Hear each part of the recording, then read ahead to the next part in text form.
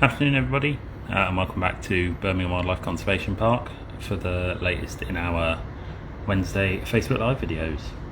Today I thought we'd just have a bit of a catch up with Pete, our Komodo dragon, just because we haven't come and seen him for a little while. So yeah, I thought it would be good to come and see how he's getting on. So he's playing a bit of hide and seek at the moment, as you can see. You can see a bit of movement.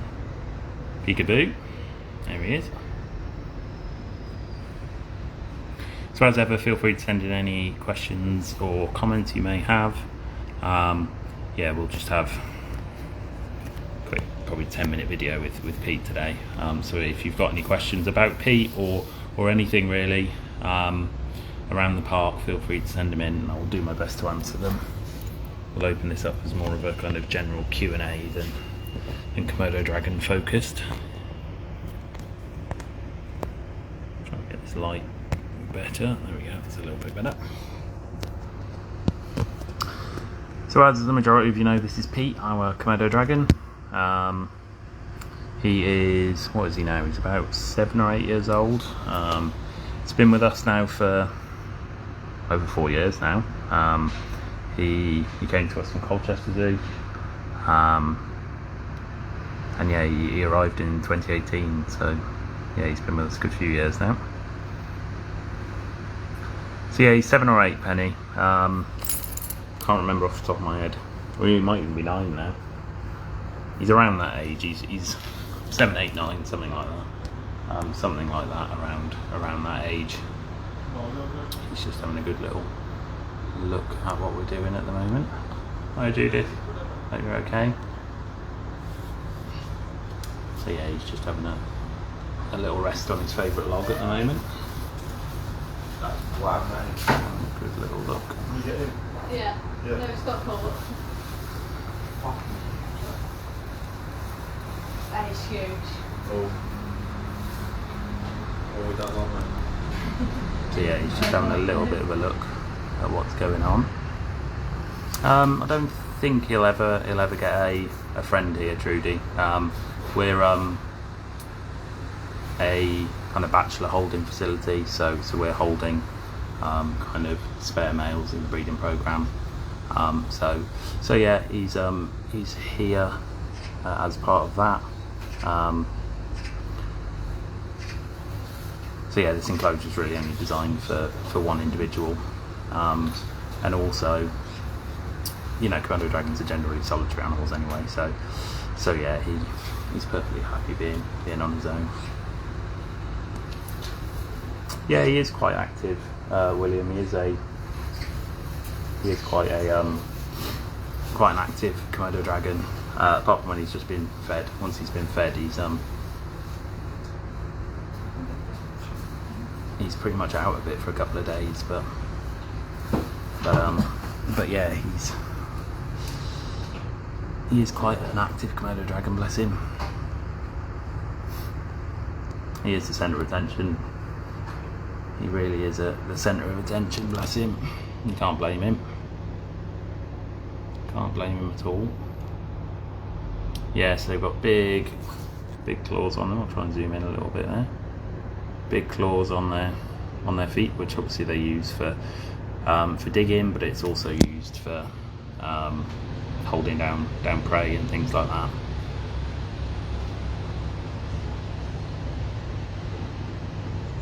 Yeah, he does like a little chill out in his pool in the summer months. He'll just sit in there and chill out, which is quite nice. Nice that he's got the option to just completely submerge himself,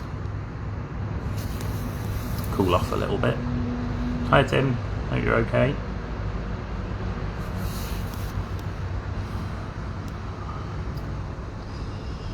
So yeah, he's currently just in one of his favourite little positions.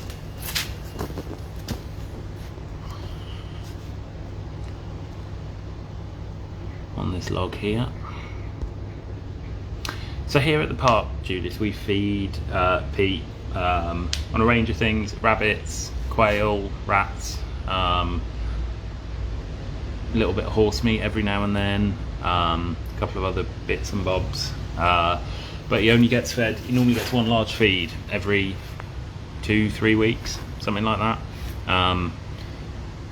So he gets one really big feed, which fills him up, and then yeah, he won't really need anything for the next couple of weeks. You can kind of see when he starts getting hungry, because he gets a little bit more active and a little bit more interested in what's going on. Yeah, I think he was last fed, what would it be? Yeah, he was probably last fed about 2 weeks ago now. So yeah, he's he doesn't need too much, bless him. Yeah, he's definitely a poser, Tim. He's definitely a poser. He knows where the camera is. Definitely.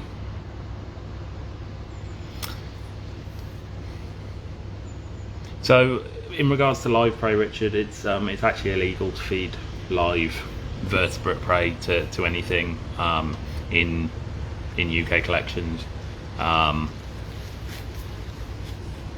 So yeah, unfortunately, we're unable to actually feed him live prey. It would be really cool if we could, but yeah, unfortunately we aren't able to.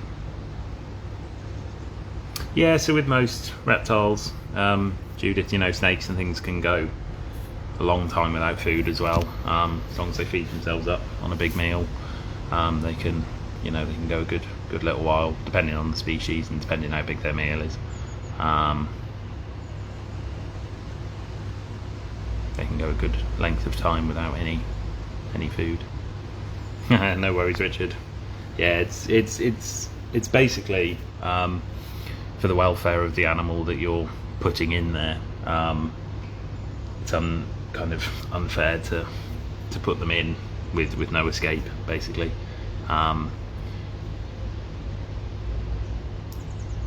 So yeah, it's looking at the welfare of the potential prey animal rather than just the predator. Hi Zena, hope you're okay today.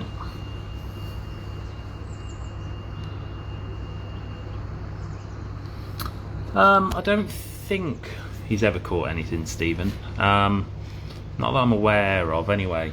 But to be fair, if he did, I don't think you'd see any sign of it. Food pretty much goes down in one. So yeah, if he did manage to catch anything, we wouldn't really. I don't think we'd have much evidence to suggest he had. So it's possible. I'm sure it's possible. No worries, Ina. No worries.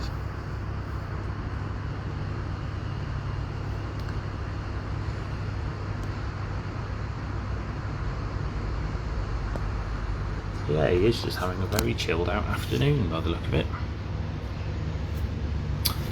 So Xena, he's about 8 years old. I can't remember off the top of my head. 7, 8 or 9, something like that. Yeah, I'm trying to remember. He was about 4 or 5. Yeah, no, he must be 8 or 9 now, because he was about 4 or 5 when he arrived, and he's been here 4 years. So yeah, must be about 8 or 9 now.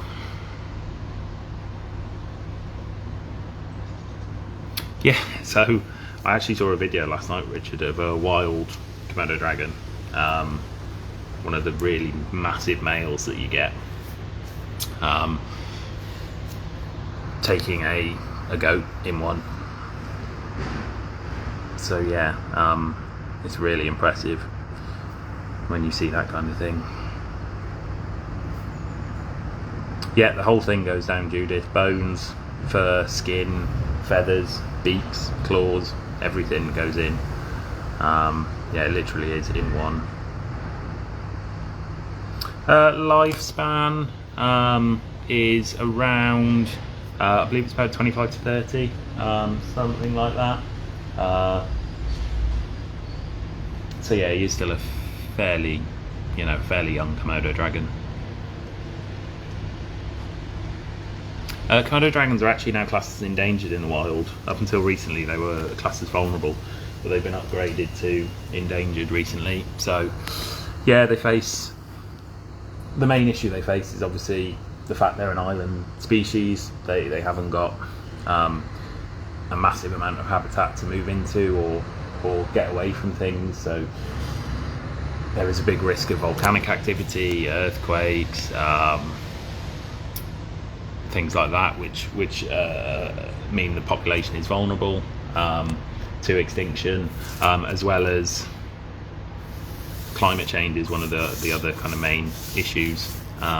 Again, an island species, if the conditions don't get better, well, if the conditions where you live are poor, you haven't got anywhere else to go. So climate change is another factor for these guys. No, they don't really get any skin problems. Not that I know of, anyway. In touch wood, we've never had any issues with Pete. So yeah. No, I don't think they do get any issues. So yeah, we can't really get a mate for him, Xena. We are a kind of bachelor holding facility, so we kind of hold spare males in the breeding program. That's kind of the purpose of why we built this enclosure. So it is only designed for one animal. Oopsie daisy. Drop the phone there. So yeah, but he's perfectly fine on his own. Komodos are fairly solitary animals anyway. So yeah, he's all good on his own. Right then guys, if you've got any last minute questions, please feel free to send them in. Otherwise we will call it a day in a minute.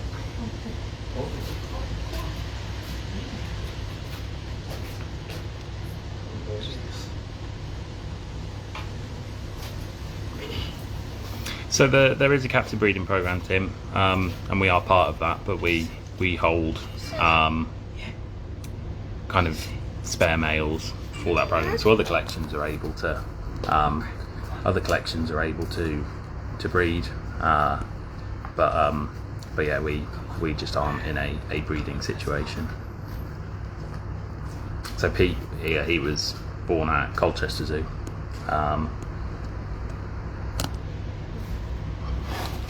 So in the UK, Xena, you've got a fair number of dragons at Colchester Zoo. There's some at Chester, and then London have got one, I believe. I think they've just got a male.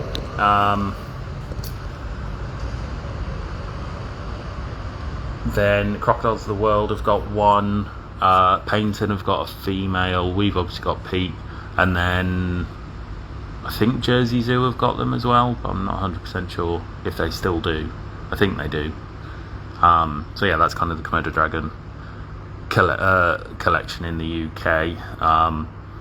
Like I say, Pete was born at Colchester. Quite a few have been born at and bred at Colchester over the years. But that's that. You know, these individuals are all part of the program.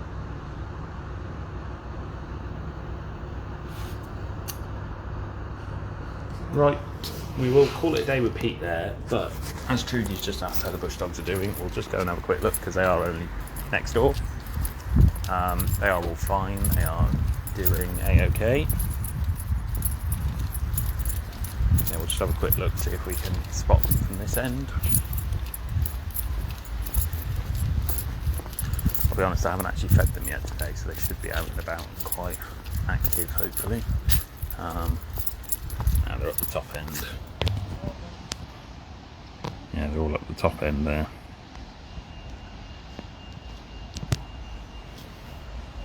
Playing with some sticks by the look of it, as they do.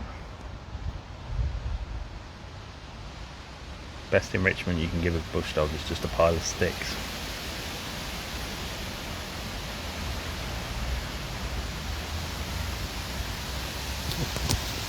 See if they come over. If they notice me, I think they will. Yeah, we'll go and have a quick look at the red pandas as well, Xena. There's Rico. Rico's just in the middle there. There's one of the little ones. No, you're not coming over?